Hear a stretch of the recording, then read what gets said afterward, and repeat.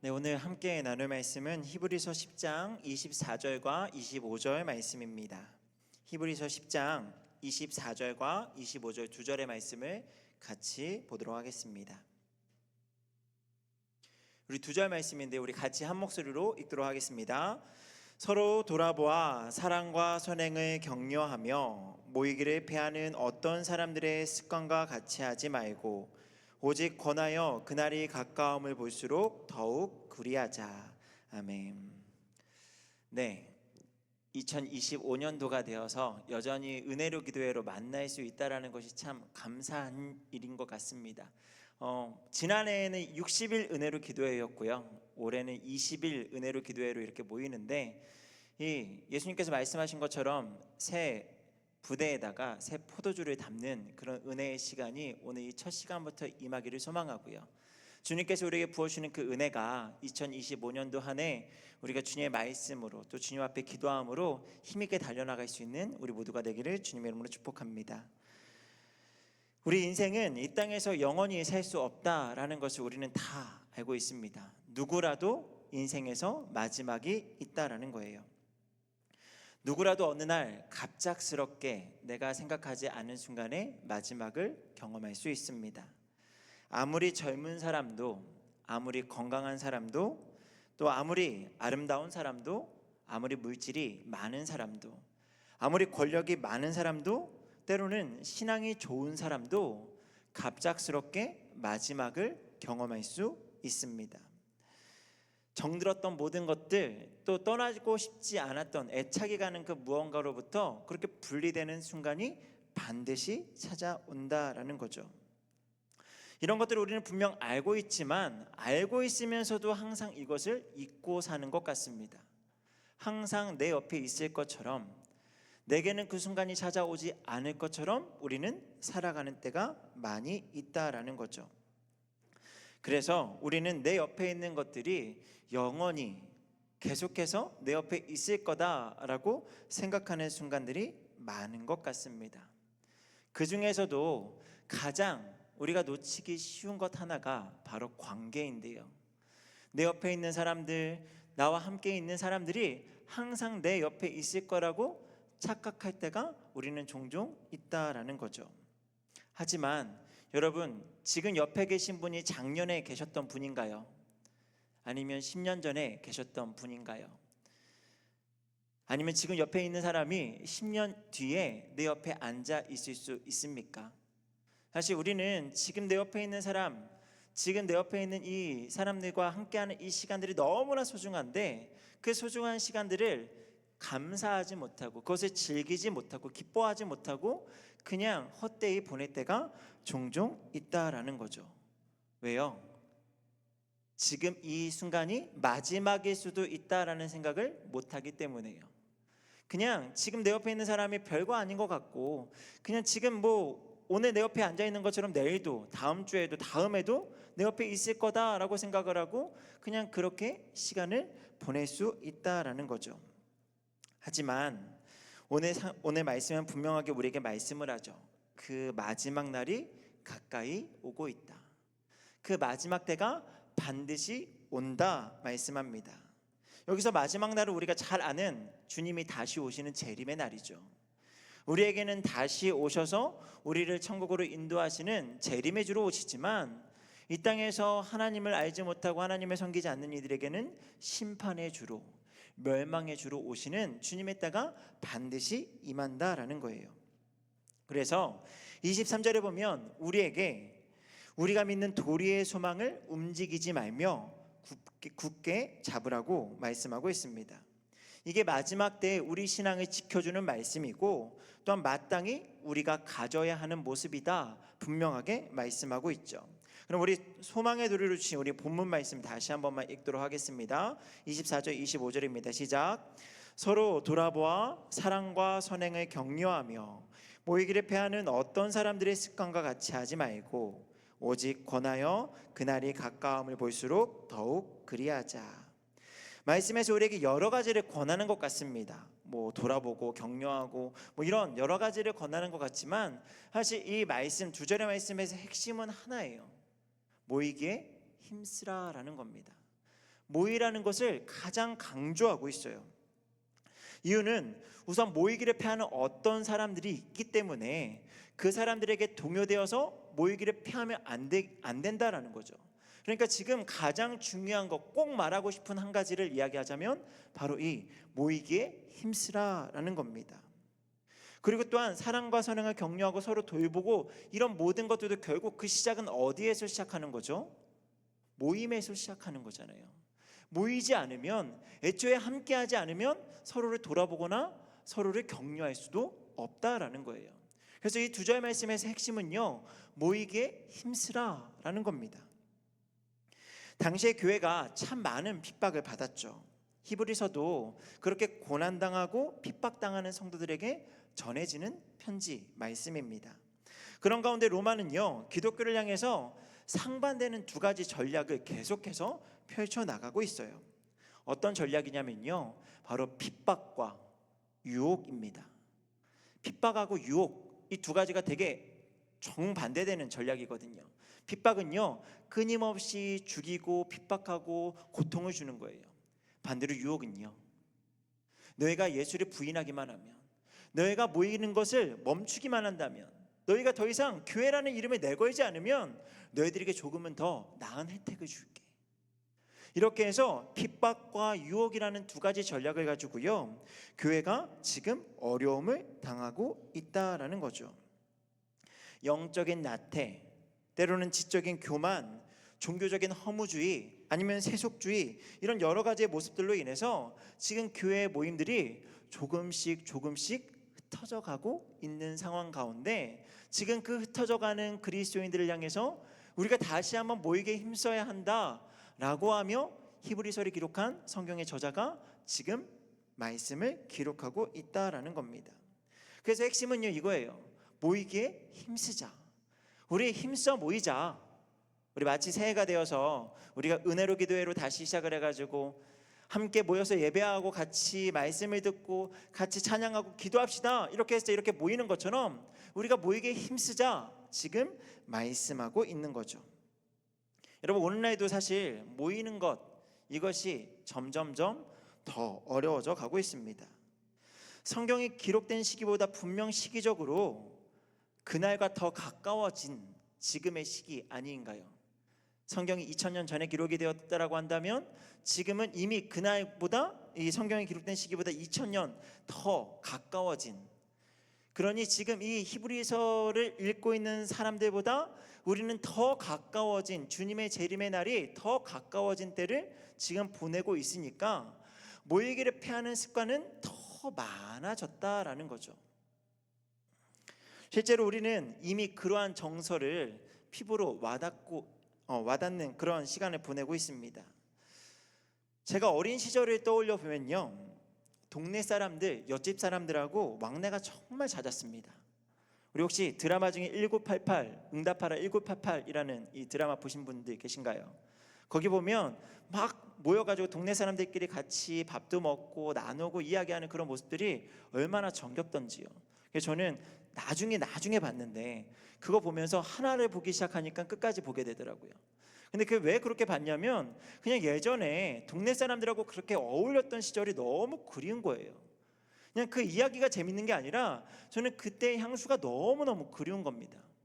물론 장난꾸러기여서 동네 어른들한테 많이 혼나기도 했는데요, 그래도 그냥 같이 막 어울리고 지내고, 어려운 일이 있으면 같이 돕고, 좋은 일이 있으면 서로 축하해주는 그런 동네 분위기가 너무너무 그립다 보니까 그 드라마 한 편을 보면서 그 예전에 함께 모이던 시절들이 너무나 좋았다라는 거죠. 하지만 지금은 이웃사촌이라는 단어가 사라졌다라고 하죠. 여러분, 이웃사촌과 같이 지내고 계신가요?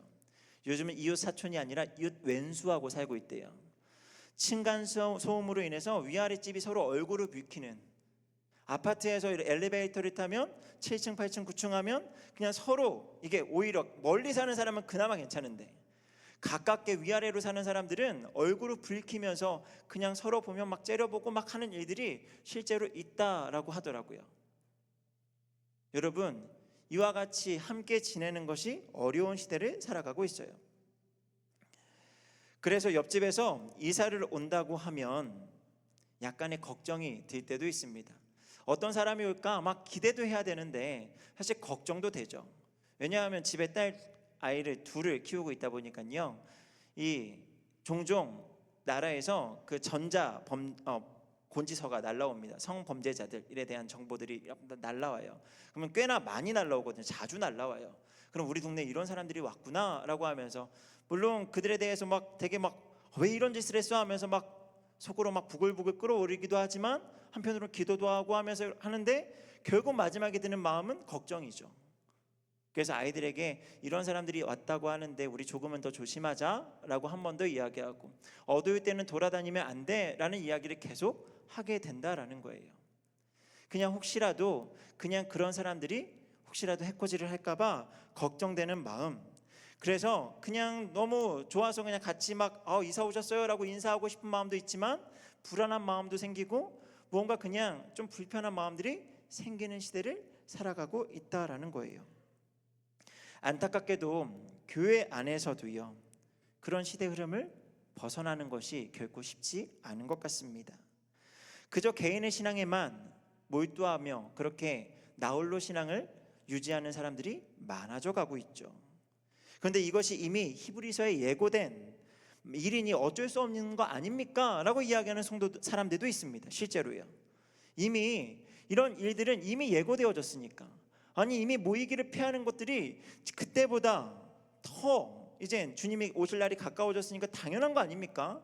그러니까 우리 그냥 나홀로 신앙 내버려 두세요 라고 하는 사람들이 실제로 있다라는 거죠. 하지만 오늘 말씀은요, 그러한 마음을 갖는 사람들에게 한 번 더 말씀하죠. 그날이 가까워 올수록 더욱 모이기에 힘쓰라 이야기하는 거예요. 그날이 가까이 올수록 모이는 것을 패하는 사람들의 습관은 더 많아지고 그런 문화가 주류를 이루겠지만 그것을 다 뒤집고 너희는 더욱더 모이기에 힘쓰라 말씀하는 거죠. 여러분, 모이기에 힘쓰라는 것에 있어서 가장 기본이 되는, 교회에서 모이기에 힘쓰라라고 하는 것에서 가장 기본이 되는 첫 번째는요, 예배입니다. 예배는요, 우리가 서로 모여서 하나님 앞에 드릴 수 있는 최고의 모임의 형태죠. 가장 경건한 모습이고요, 가장 가치 있는 의식입니다. 그래서 성경을 보면 하나님께서 찾는 자가 어떤 사람인가를 우리에게 알려주는데요, 우리 요한복음 4장 23절 말씀을 같이 한번 읽도록 하겠습니다. 시작. 아버지께 참되게 예배하는 자들은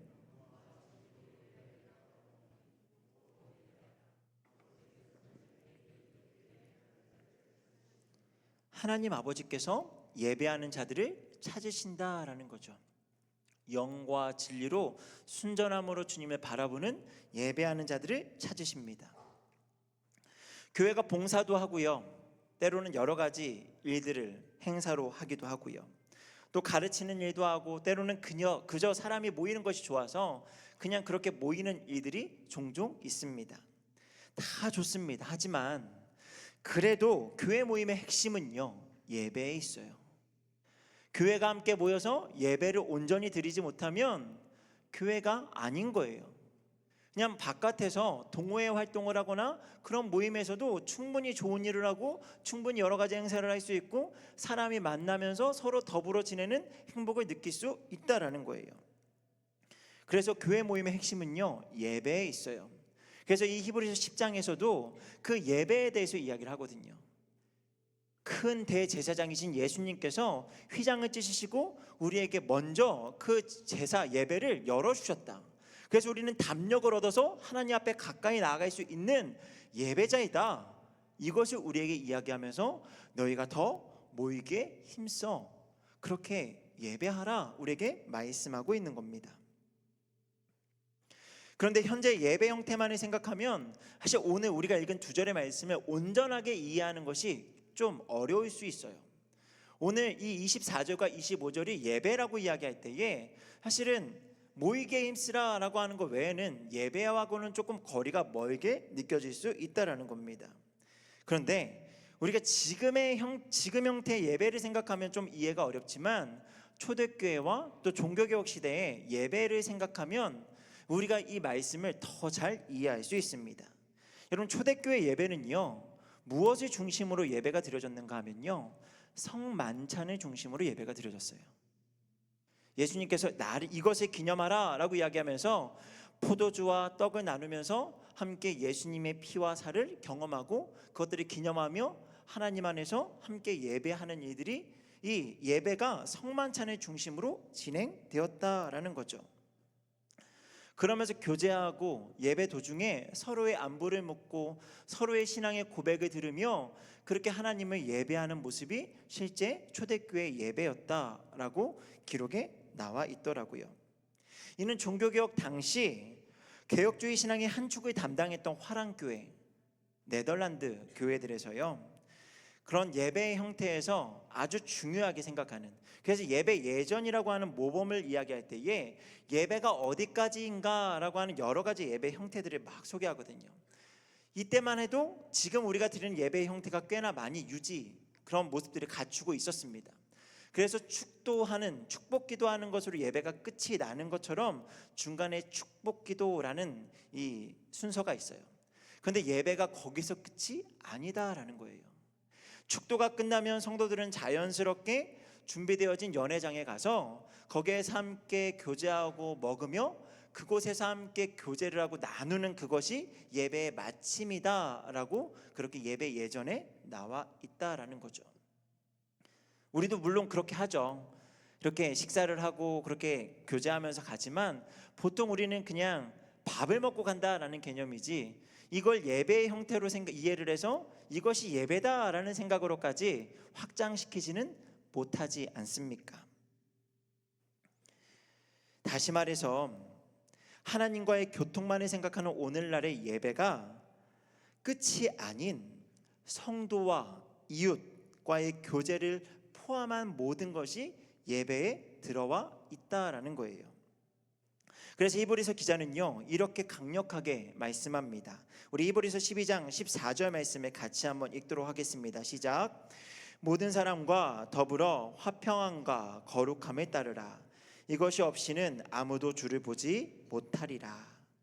하나님을 예배한다고 하면서 형제와 더불어 화평과 거룩함이 없이는 누구를 볼 수 없다고요? 하나님을 볼 수 없다고요. 여러분, 예배는 누구를 만나러 오는 겁니까? 하나님을 만나러 오는 거잖아요. 그냥 내가 신앙을 가지고 있다고 해서 그냥 종교적 제의 어떤 형태를 가지고 의식을 드리고 돌아가는 게 아닙니다. 예배는요, 하나님을 만나고 가는 자리예요.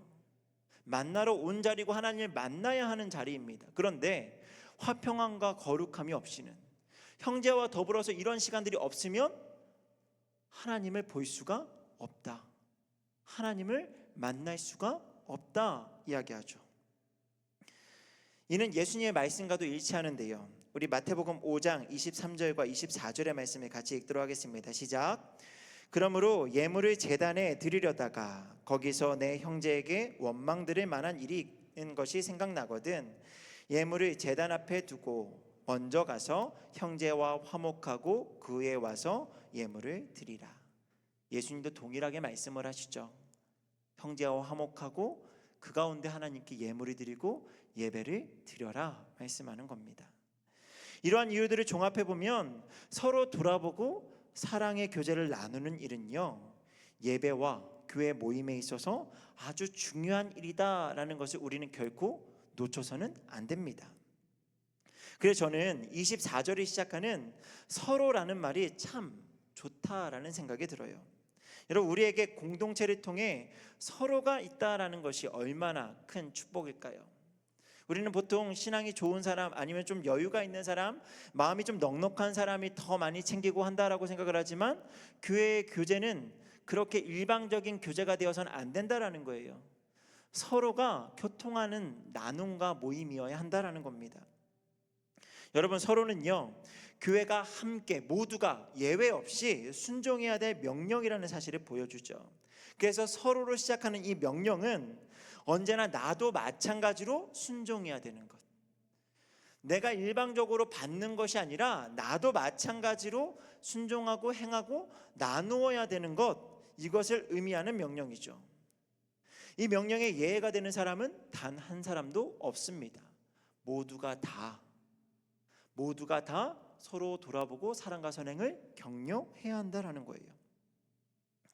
그래서 돌아본다라는 뜻이 중요한데, 이 돌아보다에 사용된 이 원어의 의미가요, 심사숙고하다, 또 마음에 쓰다라는 뜻을 가지고 있습니다. 그래서 새 번역 성경에서는 이 원어의 의미를 살려서 이렇게 다시 번역하고 있는데요, 서로 마음에 써서 사랑과 선한 일을 하도록 격려합시다. 서로 돌아본다라는 것이 마음을 쓰는 거예요. 그냥 돌아본다라는 게 잠깐 여기저기 두리번거리면서 우리 마지막에 목사님 인사하실 때 우리 좌우 옆에 한번 돌아보면서 인사합시다, 그냥 이 정도가 아니고요, 그냥 내 옆에 누가 앉았나 그냥 인사하면서 안녕하세요, 잘 지내세요, 그냥 이렇게 인사하고 끝이 아니라 마음을 쓰는 일이라는 거죠. 이런 마음을 쓴다라는 게 그냥 얼굴 한번 보는 걸로 끝이 나나요? 절대 그럴 수 없습니다. 마음을 쓴다라는 건요, 관심을 두는 거예요. 저 사람의 표정은 왜 저러지? 저 사람은 지금 왜 웃고 있는 거지? 저 사람은 한 주간 어떻게 지냈을까? 저 사람은 앞으로 어떤 고민을 하고 있지? 그렇게 관심을 두고 돌아보는 것, 그게 바로 마음을 쓴다라는 의미죠. 이 말은 성도가 성도를 대할 때 심사숙고해서 서로를 더 진지하게 깊이 있는 마음을 가지고 서로를 챙긴다라는 거죠. 그래서 우리는 그렇게 하면서 또한 격려하라라는 말씀 앞에 서게 됩니다. 여러분, 여기서 격려하다라는 단어는요, 문자 그대로 직역을 하면요, 휘어젓는다라는 뜻을 갖고 있어요. 이 격려하다라는 말이요, 여러분 믹스커피 드셔보셨나요? 많이 드시죠? 저도 참 좋아하는데, 이 믹스커피를 그냥 뜨거운 물에다가 그냥 붓기만 하면 이게 그냥 잘 마실 수 있나요? 아니죠. 잘 저어줘야 돼요. 정말 잘 저어야 됩니다. 제가 군대 시절에 운전병이었거든요. 근데 제 옆에 항상 선탑하는 간부 대대장님이 계셨는데, 이분이 제가 타는 커피를 그렇게 좋아하셨어요. 그래가지고 다른 부대로 정근에 가실 때, 아니 이동호 일병이 타주는 커피를 못 마시는데 내가 어떡하지? 막 하면서 그래서 마지막으로 그 커피 하나를 이렇게 대접해드리면서 축복합니다 하면서 이렇게 드렸던 경험이 있습니다. 정말 마음을 다해서 저었어요. 그 말을 듣고 나니까 더 열심히 저었습니다. 이 커피가 정말 어떻게 마실 수 있을까 하면서 정말 그냥 똑같은데 더 마음을 다해서 저었다라는 거죠. 여러분, 왜 저어야 되죠? 그 안에 뭔가 성분이 있지만 그것이 고루 이렇게 되어야지 그 맛이 골고루 배일 수 있다라는 거예요. 여러분, 우리가 성도에게 사랑과 선행을 격려한다라는 것은요, 그냥 맹물을 그렇게 젓진 않잖아요. 그 안에 이미 사랑과 선행이 있다라는 거예요. 사랑과 선행이 우리 안에 없으면 사실 저을 것이 없습니다. 너 그냥 갑자기 없던 사랑과 선행해, 이건 젖는다라는 개념으로 이해할 수 없는 말이에요. 우리 성도는 이미 하나님의 사랑을 경험한 우리는 우리 안에 이미 사랑과 선행이 탑재되어져 있는 겁니다. 그러니까 그것을 휘어저어서 너가 그냥 가라앉아 있어서 너가 이렇게 잘하지 못했던 것들을 너는 원래 이런 사람이고 너는 할 수 있어 라고 하면서 그걸 일깨워주고 알려주는 것, 이게 바로 사랑과 선행을 격려하는 것이다 라는 거죠. 그래서 베드로가요, 소아시아 성도들에게 이렇게 말을 했거든요. 베드로전서 1장 22절 말씀인데 우리 같이 한번 읽어보겠습니다. 시작. 너희가 진리를 순종함으로 너희 영혼을 깨끗하게 하여 거짓이 없이 형제를 사랑하기에 이르렀으니 마음으로 뜨겁게 서로 사랑하라. 여러분, 깨끗하게 하여 거짓이 없이 형제를 사랑하기에 이르렀다라고 하는 건요, 이미 가지고 있다라는 걸 이야기해요. 이미 진리의 순종함으로 하나님의 구원의 도를 받은 사람들은요, 이미 이르게 된 사람이에요. 앞으로 너 사랑과 선행을 어떻게 하면 할 수 있을까 연구하는 게 아니고요, 이미 우리는 하나님의 사랑을 경험했을 때 우리 안에 그 사랑과 선행이 있다라는 거죠. 그래서 형제를 사랑하는 것은요, 거듭난 사람의 특징입니다. 분명히 나타나야 되는 열매라는 거예요. 그래서 사도 요한은 이렇게까지 이야기하죠. 형제를 사랑하지 아니하는 자는 하나님께 속하지 아니했다. 형제를 사랑하지 않는 것, 할 줄 모른다면, 할 것이 전혀 없다면 그 사람은 하나님께 속한 사람이 아니야 라고까지 이야기하는 거죠. 여러분, 선을 행하는 건 역시 구원받은 사람의 특징인데요. 디도서 2장 14절 말씀도 같이 한번 읽도록 하겠습니다. 시작. 그가 우리를 대신하여 자신의 주심은 모든 불법에서 우리를 속량하시고 우리를 깨끗하게 하사 선한 일을 열심히 하는 자기 백성이 되게 하려 하심이라. 선을 행하는 것이 예수님께서 우리를 구원하신 목적이다라는 겁니다. 선을 행하는 백성이 되게 하려, 자기 백성이 그런 사람이다라는 것을 알려주고 계시죠. 그러므로 누구든지 진정으로 거듭난 사람이라면 구원의 결과로서 옆에 있는 형제들, 자매들을 향한 사랑과 하나님을 기쁘시게 하는 선을 행하려는 그런 소원을 마음에 품고 살아야 한다라는 겁니다. 그래서 성도는 어떻게 그들 안에 있는 사랑과 선행을 끄집어내서 다시 일깨워줘서 그렇게 할 수 있는지 마음을 쓰는 거예요. 그냥 매일 반복되는 그 삶 속에서 지쳐있고 힘들어하고 지금 마주한 문제들 앞에 막 이렇게 씨름하고 절망해 있는 그런 모습만 그냥 위로하고 하는 것이 아니라, 그것은 이제 함께 기도하고 우리 이겨나가자라고 이야기하는 거고요. 너 근데 말이야, 사실 너가 사랑과 선행을 할 수 있는 존재라는 걸 알고 있니? 사실 너가 더 큰 하나님의 은혜의 일을 할 수 있는 사람인 걸 알고 있어? 이것을 일깨워주고 알려주고, 나는 한번 해보려고 하는데 너도 한번 해볼래? 그렇게 서로에게 격려하는 일들이 있어야 한다라는 겁니다. 그게 오늘 우리에게 사랑과 선행을 격려하라라는 말씀의 의미라는 거죠. 여러분, 오늘의 말씀을 통해 우리의 신앙, 우리의 예배를 점검하기를 바랍니다. 아마 꽤나 많은 성도님들이 오늘 말씀에 비춘다면 반쪽짜리 예배를 드리고 있을 수 있어요. 아니면 형제와 화평함과 거룩함이 없이는 하나님을 볼 수 없다라고 하는 그 말씀 앞에 하나님이 받지 않으시는 예배를 드리고 있는지도 모릅니다. 여러분, 예배는 드렸는데, 예배는 쉬지 않고 꾸준하게 드렸는데, 만약 너의 예배를 내가 받지 않았다라고 이야기를 듣는다면 얼마나 허무합니까? 얼마나 가슴을 치면서 정말 애통할 만한 일인가요? 하나님을 예배한다고는 하지만 성도와 성도 간에 서로를 돌아보고 격려하는 일이 없었다면 우리는 결코 하나님을 만날 수 없습니다. 이건 분명하게 말씀에서 우리가 알 수 있죠.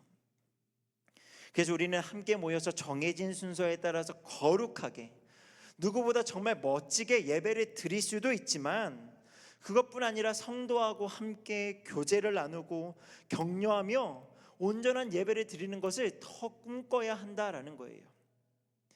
축도로 예배가 맞춰지기 무섭게 교회 문을 향해 돌진하는 것, 그래서 빨리 가가지고 내가 해야 되는 일들, 내가 하고 싶은 일들을 해야지, 이게 아니고요.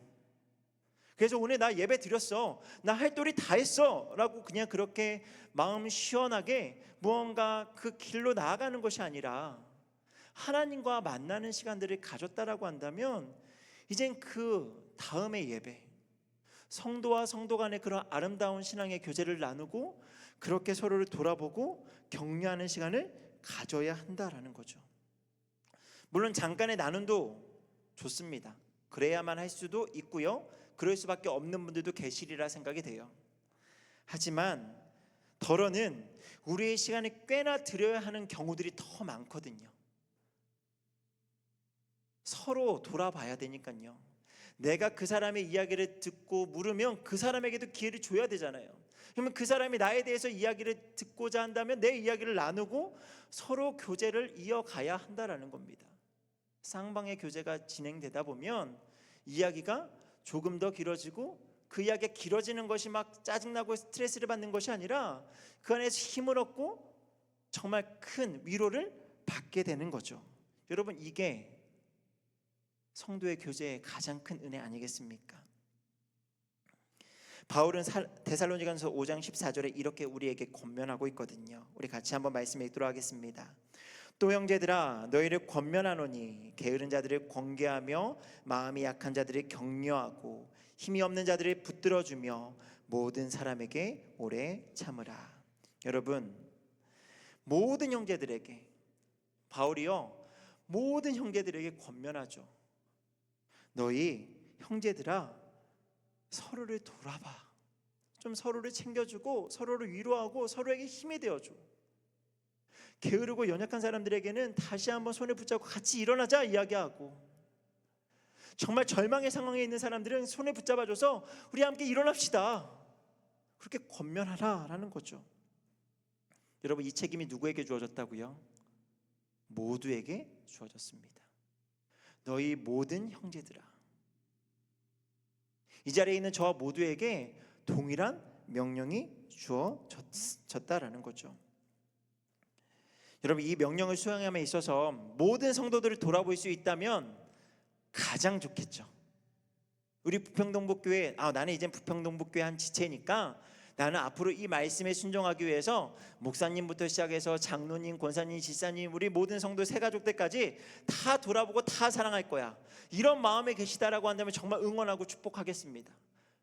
정말 그랬으면 좋겠어요. 근데 그게 쉽지가 않잖아요. 사실 제가 목사인데도 저도 쉽지 않거든요. 그냥 주일 예배 마치고 하나님 앞에 예배 드리고 나서 그렇게 하려고 하면 얼마나 힘이 드나요.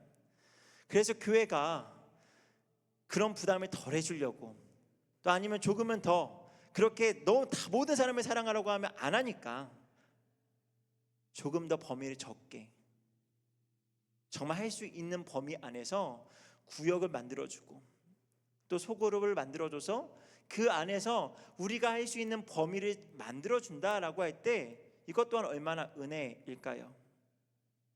적어도 내가 모든 성도들은 다 하지 못했지만 교회가 정해준 구역과 그 소그룹 안에서 이 사랑을 나누고 하나님의 말씀 앞에 순종하였습니다, 자유할 수 있지 않습니까? 그렇게 우리에게 주어진 소그룹, 그런 모임들을 통해서 교제장을 넓혀가고 그렇게 사랑을 나누고 성도의 교제, 사랑과 돌봄, 격려를 이어가면 하나님을 만나고 또 성도와 만나는 그 시간들을 통해 우리는 온전한 예배자가 되는 줄 믿습니다. 말씀 맺도록 하겠습니다. 여러분, 예배는요 교제입니다. 누구라도 다 아는 것처럼 가장 먼저 하나님과 인격적인 만남을 갖는 예배, 이것도 교제죠. 또한 옆에 있는 지체들과 영적 정서적인 교제를 나누는 것, 이것도 예배입니다. 그래서 소그룹으로 모이고요, 삶을 나누며 서로를 돌아보고 사랑과 선행을 격려하는 일들이 우리 안에 넘쳐나기를 소망합니다. 그래서 나도 누군가를 세우고 때로는 나도 누군가의 도움을 받아 세움을 얻는 그런 2025년 한 해가 되기를 소망합니다. 주님이 다시 오실 그날이 가까움을 볼수록, 시대는 주님이 가까울수록 모이기를 패하는 습관들이 더 많아지지만 우리 교회는 더 많이 모이고 더 많이 사랑하는 그런 믿음의 교제가 넘쳐나기를 주님의 이름으로 축복합니다. 우리 같이 찬양하며 기도하기를 소망하는데요, 우리 아까 불렀던 찬양인데요, 우리 기대라는 찬양 같이 부르면서 하나님께서 나를 향해서